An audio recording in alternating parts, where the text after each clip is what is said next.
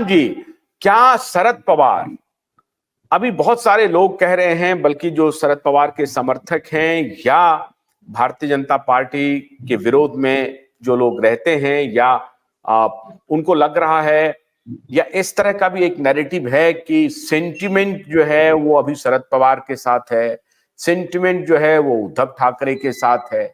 इसमें किस हद तक सच्चाई है, या वो सेंटिमेंट डाई डाउन हो गया?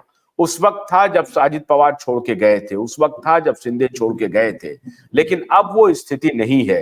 क्या उसमें बहुत परिवर्तन आ गया, और अब जो अमित शाह और नरेंद्र मोदी ने मोर्चा संभाला है, उसके बाद वो सारे वोटर जो हैं वो उनका टैक्टिकल शिफ्ट हो चुका है अजित पवार की तरफ और शिंदे की तरफ, जो कि अंततः फायदा पहुंच। इसके पहले जो पंचायत चुनाव हुए थे उसमें भी परफॉर्मेंस काफी बेटर रहा था इन लोगों का।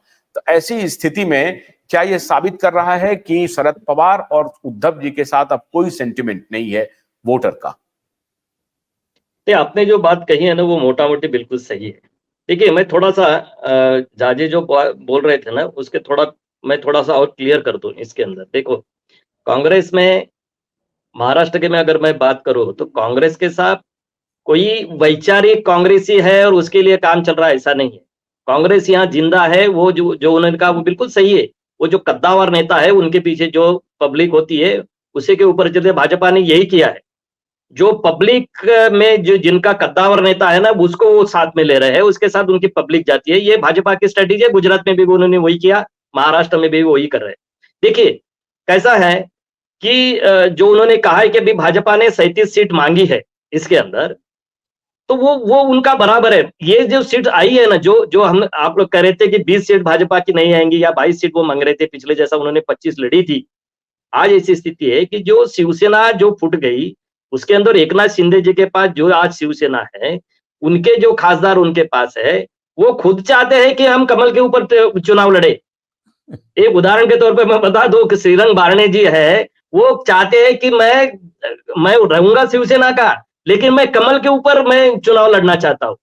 इसलिए ये जो आपको जो 32 से जो 37 जो बढ़ रहा है ना, वो उसका है। और दूसरा, ये जो अभी अमित शाह जी यहाँ आए, उन्होंने सीधा कहा है कि हम चुनाव जीतने के लिए लड़ रहे हैं। वो शिवसेना से जीत के आए, या राष्ट्रवादी से जीत के आए, या भाजपा से जीत के आए, ये मायने नहीं रखता है। किस किस चुनाव चिन्ह के ऊपर आप लड़ेंगे तो चुनाव जीतेंगे, ये आप सोचिए। उनका कहना ऐसा है कि कोई कॉन्स्टिट्यूंसी ऐसी है जहां भाजपा का कोई नेता नहीं है, लेकिन कमल के ऊपर जीत के आ सकता है, और वहां अगर राष्ट्रवादी का कोई बड़ा नेता है तो उसको कमल चिन्ह के ऊपर चुनाव लड़ाइए आप।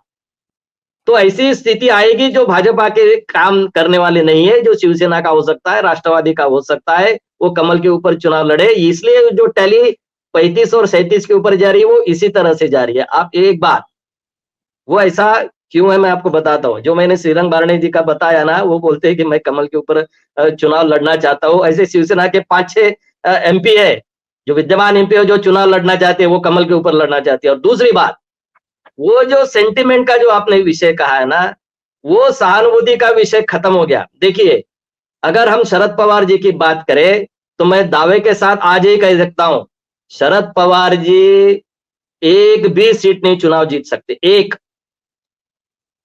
मैंने पिछले डिबेट में भी कहा था कि शरद पवार जी का ये आखिरी चुनाव है, उनका राजनीतिक करियर खत्म होने वाला है, और वो इस बार खत्म हो जाएगा। एक भी सीट वो चुनाव जीत नहीं पाएंगे। वो जो सेंटिमेंट की बात कर रहे हैं, वो सेंटिमेंट की बात कुछ पुराने उनके जो साथी है उनमें हो सकती है, लेकिन आम युवा पब्लिक में बिल्कुल नहीं है, क्योंकि काम करने वाला कार्यकर्ता जो है वो अजित पवार है। अजित पवार कार्यकर्ताओं से मिलते हैं, उनको काम देते हैं, उनको पैसा देते हैं। इसलिए शरद पवार जी का सहानुभूति सेंटिमेंट का विषय खत्म। दूसरी बात, रही उद्धव ठाकरे जी की बात, उद्धव ठाकरे जी का कोई अगर शिव सैनिक है तो गद्दार उन्होंने किसको कहा है? जो उनसे फूट कर गए उनको कहा है। तो चुनाव में अगर शिवसेना के चिन्ह के ऊपर, धनुष्य बाण चिन्ह के ऊपर अगर कोई शिवसेना का आदमी खड़ा रहता है, तो उसके खिलाफ वो जा सकता है। थोड़ी बहुत सहानुभूति वहां मिल सकती है अगर शिंदे गुट का कोई आदमी खड़ा रहता है, लेकिन बाय एंड लार्ज बिल्कुल उनको सहानुभूति नहीं मिलने वाली है। और जो आम चर्चा में आपको बता तो पब्लिक में कि ये रोना रोते रहता है दिन भर, इस तरह से उनके ऊपर अभी लोग कहना शुरू कर दिए हैं। तो मुझे नहीं लगता कि कोई सहानुभूति और जो आप सेंटिमेंट की बात कर रहे हैं वो भी इस चुनाव में पूरा का पूरा खत्म हो गया है। नहीं तो अभी तो एक बात हो रही थी सूर्यकांत जी कि अब शरद पवार जी का एकमात्र एजेंडा रह गया है अपनी पुत्री को किसी तरह से कहीं पर एडजस्ट करना, और इसके लिए वो कोई ना कोई तरीका ढूंढते रहते हैं। और बीजेपी, शरद पवार जी के रिश्ते बीजेपी से भी बहुत अच्छे हैं अंदरूनी, और अभी तक तो लोग ये कह रहे हैं कि अजित पवार को शरद पवार जी ने ही भेजा है, और इसमें बहुत हद तक सच्चाई है कि भाई उधर चले जाओ, अब कुछ बचा नहीं है इधर। अब एनसीपी, कांग्रेस और शिवसेना, उद्धव, ये जब तीनों मिलकर के लड़ी थी तो कितनी सीटें आई थी? 4 सीटें थी एनसीपी के पास, 4 सीटों पर हुई थी। तो अब अगर अब तो स्थिति और भी वर्स्ट हो गई है। ऐसी स्थिति में और अजित पवार या एकनाथ शिंदे, उन दोनों की इतनी बड़ी हैसियत नहीं है कि बीजेपी से वो बिल्कुल बार्गेन कर लें, और वो चाहते भी नहीं है ऐसा। वो एक बड़े अलाय के साथ मिल करके चलना चाहते हैं, क्योंकि अभी उनको उद्धव ठाकरे से मुकाबला करना है और अपने चाचा शरद पवार से मुकाबला करना है। लेकिन इस बीच में सुप्रिया का क्या दिख रहा है आपको भविष्य? एक छोटा सा पॉइंट बोल रहा हूं आशुतोष जी, आप दोनों जो डिस्कस कर रहे हैं, 5 दिन पहले, और इनको मालूम होगा सूर्यकांत जी को, 5 दिन पहले शरद पवार ने एक डिनर दिया। उस डिनर में देवेंद्र फडणवीस आए थे और अजित पवार आए थे और शिंदे जी बुलाए गए थे, और शरद पवार होस्ट किए थे। और पूरा बंबई में किसी भी जर्नलिस्ट को मैंने फोन किया, भाई क्या हो रहा है? शरद पवार जी तो वैसे, अजित पवार उनके भतीजे हैं और वैसे भी सोशल आदमी हैं। उस समय जितने लोगों से मैंने बात किया, मैं टाइम्स ऑफ इंडिया में था, इंडियन एक्सप्रेस में, सबने कहा कि पवार जी तैयारी कर रहे हैं उस पार जाने का। अब सच्चाई जो भी हो सूर्यकांत जी बताएंगे, बट मतलब ये जो कहते हैं हम लोग मीडिया में बज, तो बज यही है कि आपने जो अभी पॉइंट आउट किया कि अपनी बेटी के लिए शायद वो उस पार जाने के लिए भी तैयार है।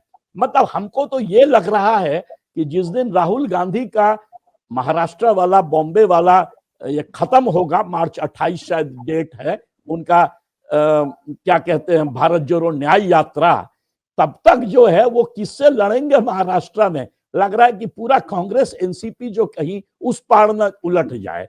तो मतलब ये हाल है सिचुएशन, मतलब ग्राउंड पे। ऑफ कोर्स सूर्यकांत जी इस पर ज्यादा अच्छा बता सकते हैं, क्योंकि वो ये उलटने के लिए कोई जरूरी नहीं है कि उस पार चले जाएं। शरद पवार को आने की भी आवश्यकता नहीं है। जिस प्रकार से अभी चल रहा है, अजित जी चले आए, शिंदे जी चले आए, तो उसी प्रकार से सुप्रिया जी भी आ जाएंगी, और शरद जी अकेले कहेंगे कि नहीं ये फांसीवादी पार्टी है, वो बोलते रहेंगे। क्या सूर्यकांत जी ऐसा हो? सूर्यकांत जी आप बोलिए। नहीं, बिल्कुल। मुझे जो बात थी ना, वो निमंत्रण भेजा था आपने, जो बात कही है वो निमंत्रण शरद पवार, क्योंकि वहां एक बड़ा प्रोग्राम था, सरकार का प्रोग्राम था, वो रोजगार देने का प्रोग्राम था, और वो 2 दिन चला वो प्रोग्राम। तो पहले दिन वहां सीएम और 2 डीसीएम दोनों, मतलब फडणवीस साहब, शिंदे साहब और पवार साहब, अजित पवार साहब, वो दोनों थे। और क्योंकि वहां के दोनों एमपी है, एक राज्यसभा से और एक लोकसभा से है, तो उनको वो उन्होंने बुलाया था। और वो बारामती में रहते हैं, तो वो बाय कट से मेरे गांव में आप आए हैं, वो जो उनको लहजा होता है ना कि मैं इस गांव का सरदार हूँ, तो आप आइए, आओ भगत के लिए, और वो का उस तरह से वो तो पत्ते खेलते रहते। और जो आपने जो बताया ना सेंटिमेंट का जो सब्जेक्ट है ना, वो उसी के ऊपर खेलने की कोशिश कर रहे हैं कि इसमें फीडबैक क्या मिलता है। उन्होंने वो कोशिश करी है कि चलो हमारे गांव में आए तो आप मेहमान हो, तो आप हमारे यहाँ खाना खाइए, सभी लोग आते हैं, तो उसको डिनाई कर दिया। आपको बताओ वो डिनर नहीं हुआ। उन्होंने कहा है कि वो बहुत व्यस्तता है। सूर्यकांत जी, बारामती से लड़ेगा कौन? क्या वो भी ये है, वो सोच रहे हैं कि भाई ये सीट छोड़ दो, इसमें हमको जिता दो, ये हमारा गढ़ है? नहीं, अरे वो तो फिर तो ये तो ऊपर से अमित शाह जी ने सीधा कहा है। और ये मैं पहले 6 महीने पहले हमने डिबेट किया, तो उसी वक्त कहा था कि सुनेत्रा पवार खड़े रहेंगे, वो शरद पवार जी की मिसेस है, वो खड़ी रहेगी और इनको मात देगी। और मैं आपको बता दो, आज भी लिख लीजिए, वो 1-1.5 लाख से कम से नीचे गिरने वाली नहीं है। सुप्रिया सुले गिर जाएगी 1-1.5 लाख से चुनाव। उनको पता चल गया कि चुनाव हारे। मैं आपको बात बता दो, पते की बात, 3-4 दिन पहले की बात बताओ, सुप्रिया सुले जी ने क्या कहा? 2 दिन पहले की बात। उन्होंने कहा है कि कोई मदद नहीं, हमारा मोदी जी से बहुत अच्छा है, हमारे बहुत अच्छे संबंध है, वो और हम कोई अलग है क्या, ये उनका स्टेटमेंट है। वो और हम कोई अलग है क्या, ऐसा उनका स्टेटमेंट है किनके सुप्रिया बारे में? सुले ने, किसके बारे में कहा? मोदी जी के बारे में। वो हम अलग थोड़ी ना है। वो विषय चल रहा था अजित पवार जी का, और वो जो कॉन्स्टिट्यूशन में सुनेत्रा पवार आपके खिलाफ लड़ने वाले, उस विषय को लेकर वो चर्चा कर रही थी। नहीं, हमारे में ऐसे कोई मतलब नहीं है, वो हमारा खासगी मामला है, और मोदी जी से हमारा कोई बैर है नहीं, वो और हम अलग थोड़ी ना है। इस तरह की बातें वो अभी चल रही है, और ये 3-4 दिन से चल रहा है। जो आपने कहा ना कि वो निमंत्रण भेजा, खाने का निमंत्रण भेजा, और मैं अंदर की बात बता दूं, ये जो अभी अपने राजस्थान में, गुजरात में जो अंबानी जी के यहाँ जो प्री वेडिंग का कार्यक्रम हुआ, ऐसा कहा जाता है कि वो प्री वेडिंग के कार्यक्रम में फडणवीस और उद्धव ठाकरे का परिवार, ये दोनों प्लेन से साथ गए थे। हाँ जी, चार्टर प्लेन हाँ से। हाँ, साथ गए थे। और ऐसी भी चर्चा चल रही है कि मुलाकात भी हुई, ये अपना ठाकरे जी का बेटा और रश्मि जी ठाकरे, उनकी मिसेस, ये दोनों मोदी जी से मुलाकात हुई। इस तरह से खबरें महाराष्ट्र में चल रही है। हालांकि उन्होंने डिनाई किया है, लेकिन खबरें तो निकल चुकी है। वो भी आना चाहते हैं भाजपा का। इस तरह से माहौल महाराष्ट्र में अभी पूरा का पूरा बदल गया है।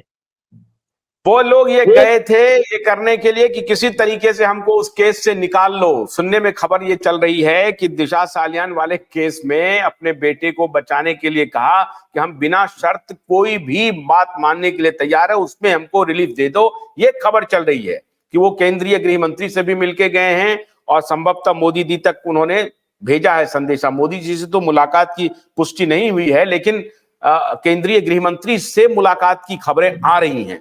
ये पुष्ट तो कोई इसका नहीं तो कर रहा है, लेकिन खबरें आ रही है। ये बाजार में है, ये बाजार में है। भोलानाथ के 2-in-1 बैटरी ऑपरेटेड हार्वेस्टर कम ब्रश कटर के साथ ट्रॉली अतिरिक्त लागत पर उपलब्ध है।